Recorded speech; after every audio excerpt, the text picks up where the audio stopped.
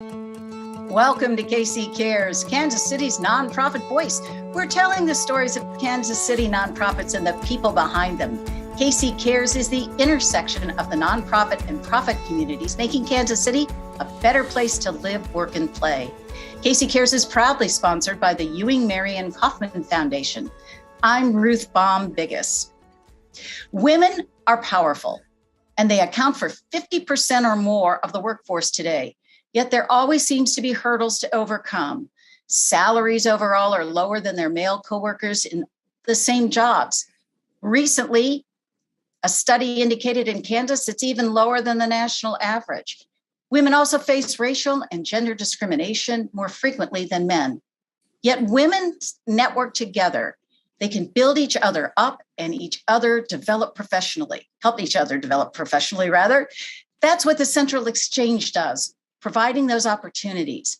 The Central Exchange is about empowerment, equity, confidence building, and cultivating women leaders. Its vision is to be the region's leading organization to advance women in meeting their full potential. And we're honored today to have the Central Exchange's leader, Ann Hackett. Nice to have you, Ann. Good to see you. Great to be here, Ruth. Thank you. I think a good starting point would be to share with our audience exactly what the Central Exchange is and what you do. Yeah, absolutely. Well, let me give you a little bit of the history as well. Central Exchange is over 40 years old. It was started in 1980. And a couple years before that, we had a couple of our founding members, Beth Smith and Marjorie Powell Allen, who sat down, kind of talked about, is there a gathering place for women? And at the time, there really wasn't a place for women to gather. And in a couple of years, in 1980, they formed the Central Exchange and started it in a location near Crown Center or within Crown Center. So over time, there's been many changes and additions and shifts in Central Exchange, but really the mission has held true. And it's really where we are today, which is being a gathering place, a networking place for women to talk, to exchange ideas, as well as programs. We have a rich portfolio of programs, big and small, and that's essentially what we're all about at Central Exchange. I think it's so interesting that it took till 1980 for some place to be a home for professional networking. And what foresight those two women must have had. Depending on your age, you're very familiar with their names. I think for the younger women in our community, they're more of a historic thing. They were powerful women and who they brought to the table.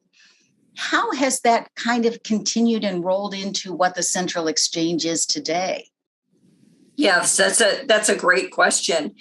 We've just continued to grow. So you think about founding members and being 12 women to get a start. And if you look at our history and our timeline, we've had a variety of leaders and growth. So we've had multiple leaders of Central Exchange, different locations. We have been at 1020 Central for many years in the old fire building, and that has changed with our relationship with Block. So more on that as well.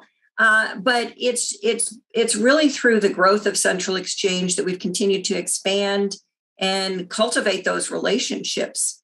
We have a variety of program series and opportunities for women to engage and speakers at all levels within organizations. So I think of it as starting with these very powerful women who had a great idea and then growing from there. So there's a lot of engagement from companies throughout Kansas City. We really thrive based on our membership base as well as our corporate partners. We have over 400 members, and those are dues-paying members who are exposed and have the opportunity to participate in all of our programming. We have lunch in different times. We don't always have lunch right now. You can bring your lunch to a Zoom, and I'm happy to talk through our approach with that as well. But we also have some big flagship programs and events that help cultivate those relationships. And those are things like our Midwest Leadership Summit. For those of you who are listening and have been around longer, you'll know that as the Leadership Lyceum. It used to be called the Leadership Lyceum, and that was introduced many years ago. We continue that. That's to a thousand person audience. That is men and women. It's largely female audience, but we also have men that come and join us. And we have corporate sponsors. We have over 20 companies who invest in Central Exchange and invest in their women attending our programs and engage with us in a variety of ways. I would also like to highlight some other things like our STEMmies program. We have Women in STEM, and we have an event that is held every September. This year it's going to be in October, and it's an award ceremony for women leaders in STEM. And there's a variety of categories that women can participate in for those awards. And one other thing that I would highlight through our growth, and again, this started with 12 women and really has exploded over time, and that is our Emerging Leaders program. And our Emerging Leaders program, I'm not even sure how many women initially were in this program, probably a cohort of 25 or so, I don't know. But we had 122 women in the program this year in different cohorts, different smaller classes. And it's really expanded, and it's helped to demonstrate the value of Central Exchange and the value of bringing women together. And one thing I would highlight about the growth of this program, this Emerging Leaders program, is that we say this year, not necessarily our intention, but we love it, is we've gone international. One thing that we've learned from the pandemic is you don't have to be in Kansas City to participate in programming. And we have a variety of corporate sponsors and companies who have a footprint in a variety of countries, different states, and they want their women to take advantage of this wonderful Kansas City-based program. And so we've really expanded that as well. So that's a way of answering your question of what's happened and how have we grown. And it's been pretty massive over the years. So we know that we're hitting a need, we're fulfilling a need here at Central Exchange. I want to get into specifically some of your programs. Particularly, I love the idea of the STEMmy Awards. I think that's so creative. And to share with us more about the Emerging Leaders Program, which I think is a year commitment.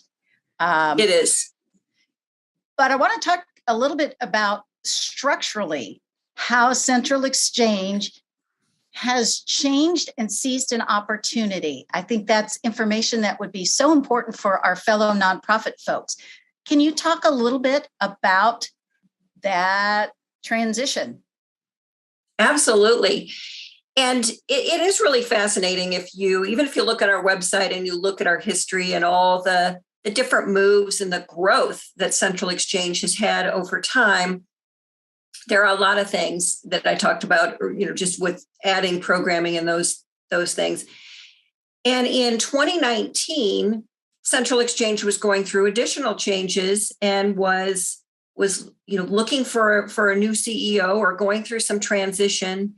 And in my role with the Block School of Management, we reached out to see how we could help. So a little bit of that background is I'm the Chief Learning and Engagement Officer at Block Executive Education and also a professor in the Block School.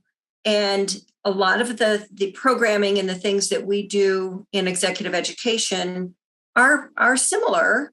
And there's some support we thought we could provide Central Exchange. So we reached out and said, how can we help? Are there ways that we could partner and make even more with this great organization, Central Exchange? And in 2020, we entered into a management agreement with Central Exchange to partner. And that's when I stepped in the leadership role for Central Exchange. And through that, we made some additional changes. We moved Central Exchange to the Block School of Management, where we have wonderful facilities, whether that be in person or even the technology that we have to be able to host events is terrific. And so that is our new home.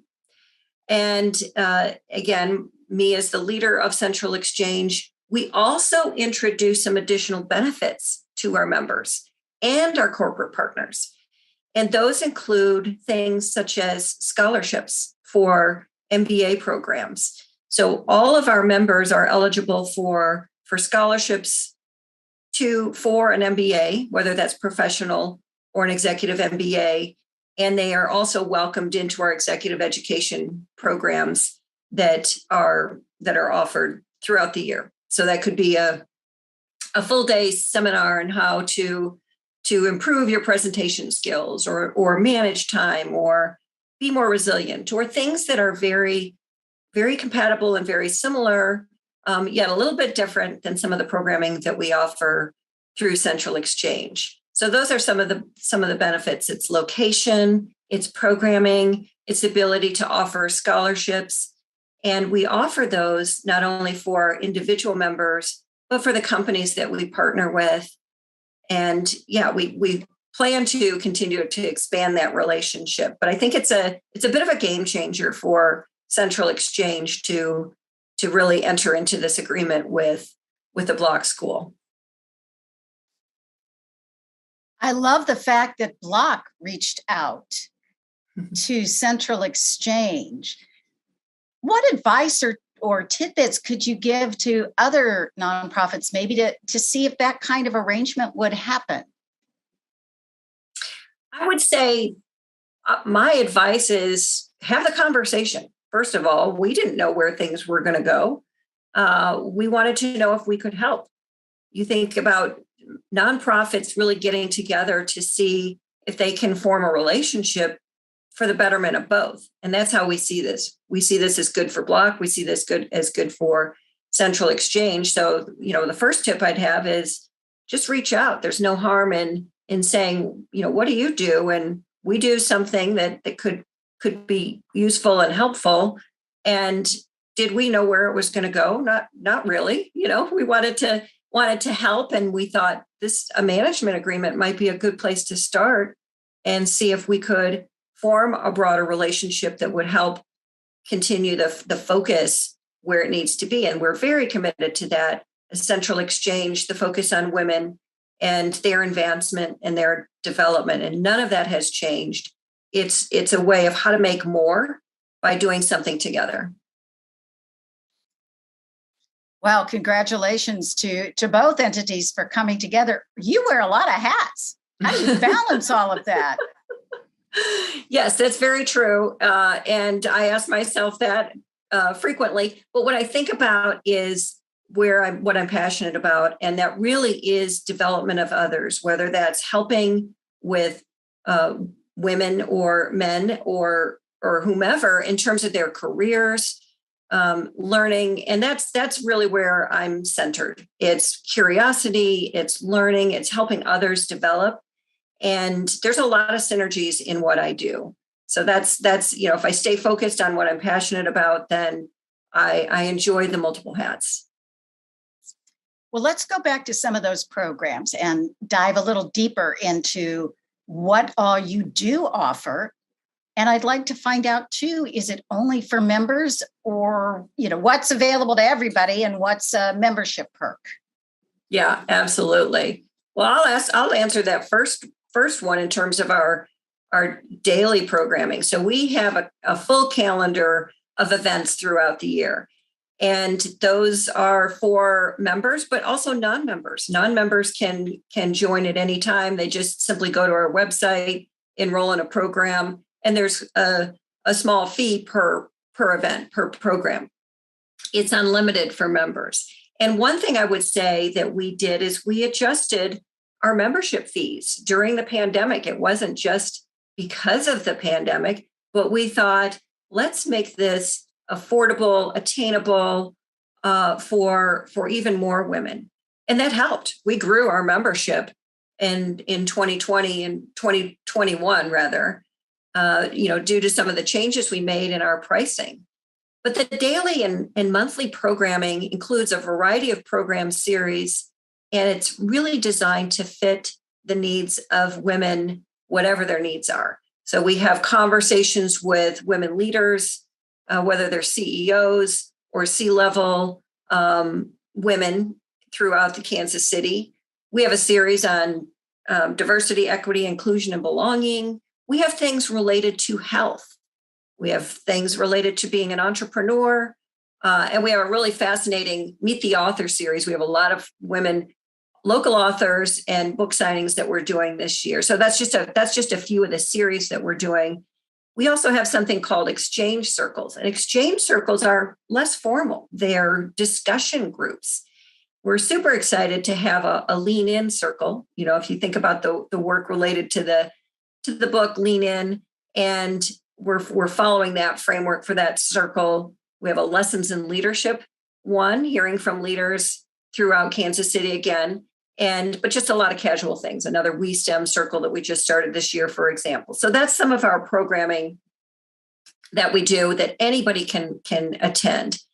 Now, it is a really interesting thing that we did. This was several years ago, related to providing vouchers. So we have organizations that want to sponsor our events, and they want to have their name put on our programs and our bigger events. And through those relationships, we've created vouchers. So you can purchase vouchers and use those as well to attend events. But that's more for companies to distribute fully to their employees.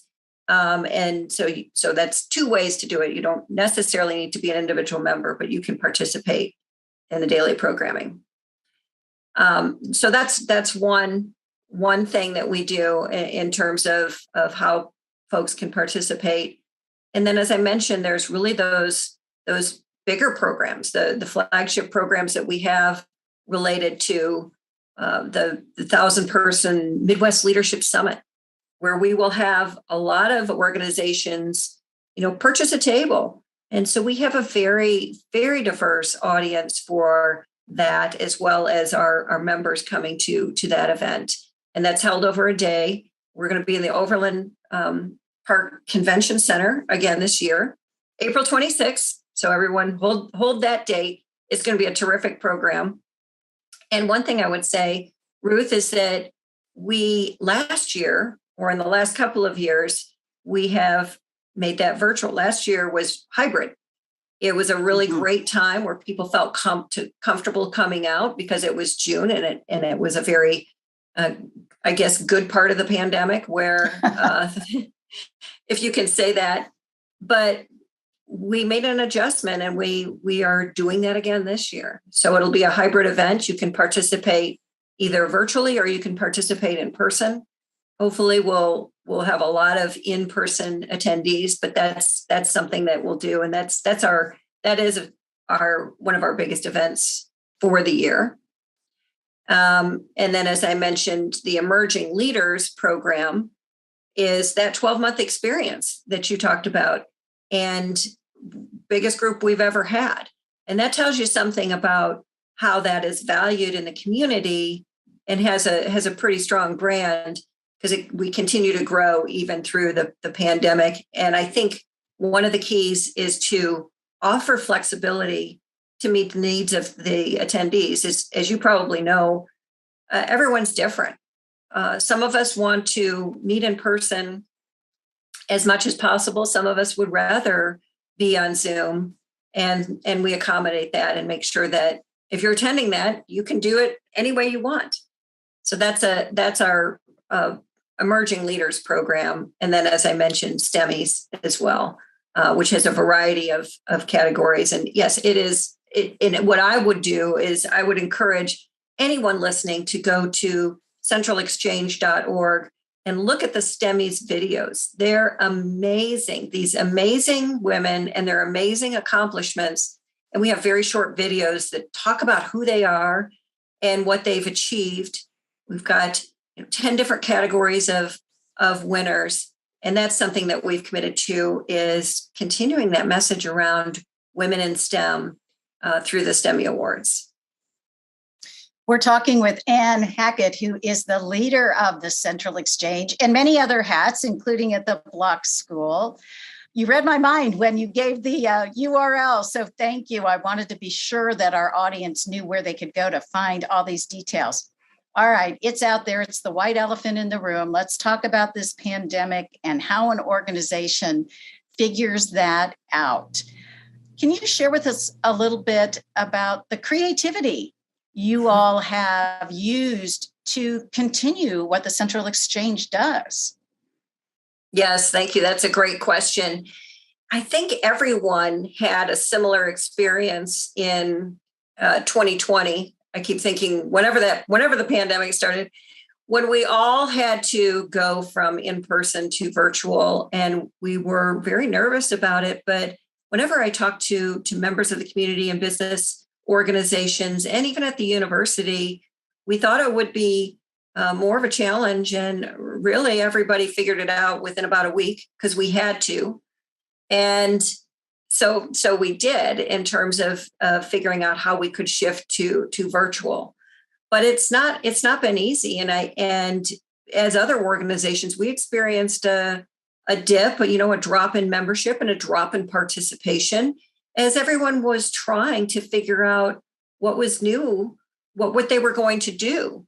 And as you may know, women were leaving the workforce out of necessity at the time, which was even more challenging, thinking about childcare, school from home. How's that going to work for me? And that was a real challenge for some of our members and our corporate partners, as a backdrop. And but we did it. We did pivot to or flip to, we like the word pivot, to virtual throughout the year. Now, what I would say is this was at the time too, a little bit later in the year when we were partnering, when I kind of came in and we were partnering, that the organization had done much of this work before I had really started, but we continued that. And the way that we adjusted is, as I said, with that annual summit is first we did it virtually, then it's hybrid. And I don't know that we'll do that differently. I don't know. We may keep it that way. It's been very successful. And what I would say is what's the change that I'm most thinking about is how do we move forward with programs when we can be in person? And I think we'll do both. I think we will continue with some of the programming for women who maybe aren't able to get away from work over the lunch hour, but we'll also want to be sure to have programs where we can connect face to face, have a meal together, which is how we've done it. But we're open to how can we really advance things. So I think we'll continue to do both. And we've introduced some more face to face. It kind of comes and goes depending on the environment. But we will continue to do those things. And we're really looking forward to the April summit because it is both. But we will have a lot of room and a safe place for everyone to gather with that very large audience. The one other thing I would say is with the Block School Management, we have a terrific facility and we have classrooms where we will hold events that we can, that have great technology. So we can do both at once. We can have some events that are virtual and face-to-face at the same time, but we'll also have some that are exclusively virtual and we'll have some that are really exclusively face-to-face. The one other thing I would highlight, in speaking about the Block School is we're undergoing a renovation for part of our facility, not the newer part, but the older part, certainly. And we'll have some patio place. And I can imagine a lot of fun events for our members out on this outdoor patio. So I think there's a lot of good things coming. I think that's mostly what I would say about the pandemic. And we have grown, so we're in a good spot. We can continue to do more. And we're also very mindful of the Zoom fatigue. I get it. And our programs are really the right duration. Most of them are an hour. And it's very meaningful to our members. But yeah, we can't wait to be more face-to-face. Yes, I'm grateful for Zoom. It's wonderful to be able to do this in a safe place, but there's nothing like being able to gather together in person and that connection that you can make. Share with us a little bit about membership. How does that work? Are there different levels? Just Yeah. Here's your pitch. Go ahead. Yeah. But tell us about what membership and how, there's young women who are maybe not earning capacity, et cetera. Yeah, that's a really great question. And we wrestled with this a year ago. The price was used to be $9.95, and there was an initiation fee. And then there were different levels of participation.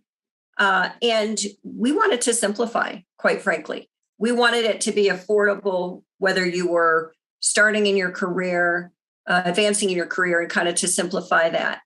And so we reduced it to $480 a year, which is $40 a month for unlimited programming. And when we're face to face, it's a bargain, because that includes all the meals that you'd like to have at lunchtime. So we'll get there with that. But it's one size fits all, making it very simple, no initiation fee, lowering it from $9.95 to $480 per year, and paying as you go, paying quarterly, paying however you would like to pay. And that's it. And it's paid off. We are getting members who at a time weren't sure that they could afford it, but we wanted it to be a nice thing when you think about all the other subscriptions that people have throughout their lives, to make it a nice even number and something that would cover, those meals and be a real appealing dollar amount for pretty much everyone. And while it's a women's organization, men can come and attend, correct? Absolutely. And yes, and I haven't looked at the numbers, but men can join too. And one of the things that we have found is that men do have an interest, in particular with the summit. And I think about it as men who are allies and really are interested in that inclusive leadership and being part of a group that supports women. And we love it. And we have a pretty good attendance of men, in particular at our summit. But yes, we want to be inviting place for men. So they're absolutely welcome anytime for any topic. It's the Central Exchange. Ann Hackett is their leader. Congratulations to you. Maybe a little late in the game, but what a wonderful story to share about an organization that was started and continuing its growth in a partnership. So please go check out everything the Central Exchange has to offer. And thank you so much for your conversation with us. Thank you. Thank you for joining us on KC Cares, Kansas City's nonprofit voice. We're produced by Charitable Communications, and we're proudly sponsored by the Ewing Marion Kaufman Foundation. If you'd like to be a guest on KC Cares or underwriting opportunities for the work we do, please visit our website at kccaresonline.org and spread the love. You can find us on Facebook and Twitter at KC Cares Radio and on Instagram at KC Cares Online. And if you missed the webcast or want to hear it again, catch us Saturday mornings at 8 a.m. on ASPN 1510 AM and 94.5 FM. That's Saturday mornings. Thank you for joining us for KC Cares.